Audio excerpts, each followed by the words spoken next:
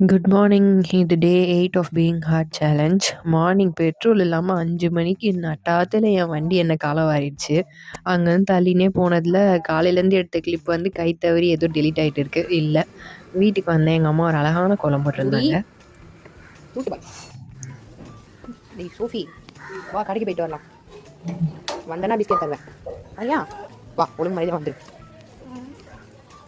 வா சோஃபி, நம்ம 2 பேரும் நடப்போம். வா சோஃபி வா. முன்னாடி நடக்காத, ஓரமா நட. ஏய் சோஃபி வழி மறந்து போயிடுச்சு. கோழி கடையில் ஈவினிங் கேது, மீன் கடையில் ஒரே கூட்டமாக இருந்துச்சு. அதனால சிக்கனே வாங்கிட்டேன். வந்திருக்கியா சோஃபி? வா சாப்பிடலாம். சோஃபி என் கூட எங்கேயாவது ரொம்ப லாங் வந்துச்சுன்னா அதுக்கு ஒரு ட்ரீட் மாதிரி நான் கொடுப்பேன். அது வந்து ஒரு குட்டி மேண்டட்ரியான பெட்டிங் டைம் மாதிரி. எனக்கு இன்றைக்கி டே எவ்வளோ எக்ஸாஸ்டடாக போனாலும் நான் வந்து லாஸ்ட்டாக சோஃபி கூட வந்து விளையாடும் போது அப்படியே ஒரு மாதிரி ரிலாக்ஸ்ட் ஆகிடும். இது வந்து ஒரு இம்யூனிட்டி பூஸ்டிங் ஜூஸு.